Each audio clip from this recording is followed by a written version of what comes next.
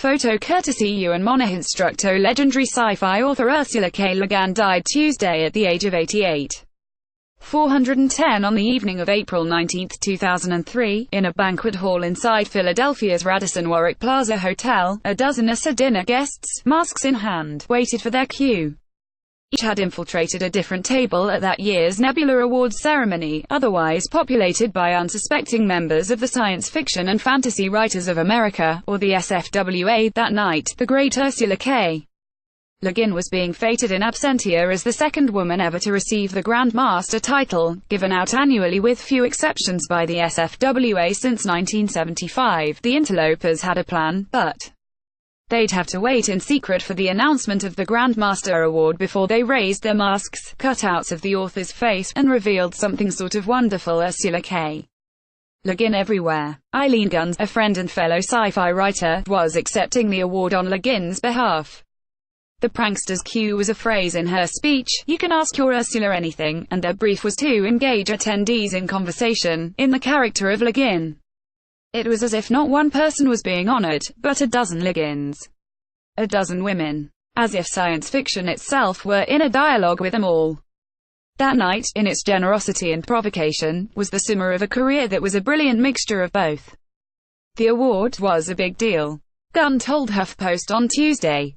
The Lifetime Achievement honor arrived 19 years after the SFWA had recognized Witch World author Andre Norton, otherwise known as Alice Mary Norton, as Grand Master.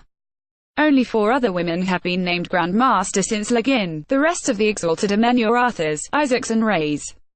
Le Guin's absence wasn't in protest, though you'd have reason to think otherwise. Le Guin, who died Tuesday at her home in Portland, Oregon, was a brawler, particularly on the subject of her work. The Earthsea novelist was known to break out in verbal fisticuffs when she felt boxed into a genre.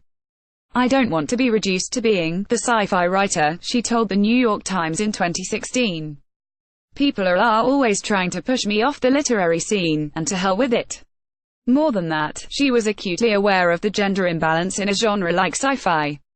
In 1987, she brazenly refused to support an all-male anthology, writing, "I cannot imagine myself blurbing a book which not only contains no writing by women, but the tone of which is so self-contentedly, exclusively male, like a club, or a locker room."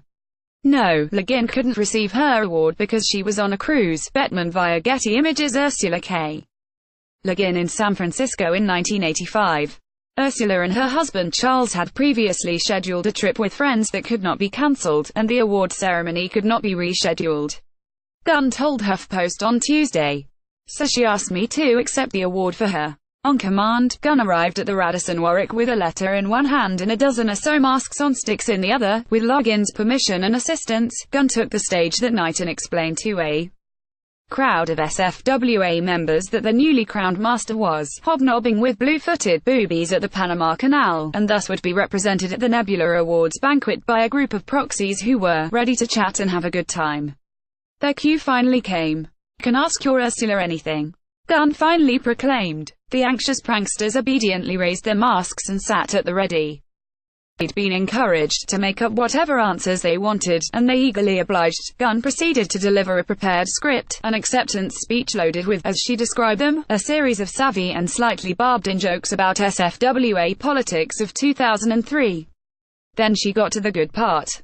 Speaking as Le Guin, Guin read recognizing the fact that there is a certain gender anomaly in making a female person a grand or any other kind of master, although I grant you that Grand Mistress sounds even more anomalous, and also recognizing the fact that few Grand Masters are female persons, too, to be exact, as of tonight. In order to adjust this imbalance, it is hereby decreed by me, Grand Master Ursula, that henceforth Grand Masters will appear at public functions in appropriately gender-anomalous clothing, that is for the gentlemen, a low-cut evening gown, with a modest tiara for the ladies, a dark suit, white shirt, and SFWA necktie.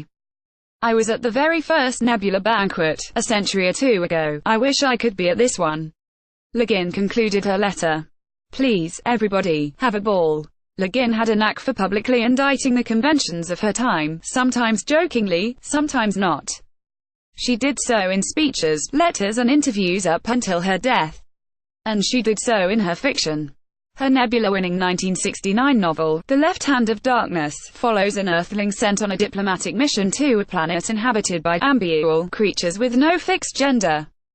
It was a messy thought experiment in deconstructing identities, which she followed up, in sharper terms, by means of an offshoot story called Coming of Age in Cowhide, in 1995. She said she resurrected her Gathenians because she wanted to say in the 90s, in the face of third-wave feminism, what she couldn't say in the 60s. I was a kind of slow-developing feminist, Le Guin told HuffPost in 2015. There were a lot of people ahead of me in writing feminist fiction. But I did catch up slowly, and thoroughly. It's not a matter of feminists waving some sort of banner, it's just restoring a balance to fiction that was missing. Fiction was pretty thoroughly male, and mal-centered.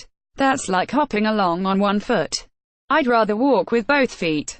Le Guin worried about the role of women fiction writers throughout her career, how their work was received and how their legacy would live on. The prizes go predominantly to men, even when the juries are women, she said in the same interview, so it's just my general worry, about all women writers, including myself. We go along happily in our lifetime, and then, poof, all of a sudden we have to be dug out by feminists 50 years later. Le Guin leaves behind more than 20 novels, 100 short stories, a series of children's books and multiple collections of poetry and essays. Though many of her friends and admirers felt she deserved a shot at the Nobel Prize in Literature, a surefire way for an author to cement her place in history, Le Guin never quite made the cut. She did, however, get the Grandmaster title, and it's unlikely anyone will forget the Nebula Award ceremony anytime soon. Her body of work is huge and varied, and reveals more of her than it's possible to get from any one person in conversation. Gunn said, "Any determined reader can have a complex relationship with Ursula, can argue with her, can experience her wide-ranging intelligence and varied moods and passions. She's still out there, she didn't vanish. Go to her. You can ask your Ursula anything." Hopping through time with Ursula K. Le Guin. Beloved fantasy author Ursula Le Guin dies. Download. Catherine Brooks, Senior Arts Culture Editor, HuffPost.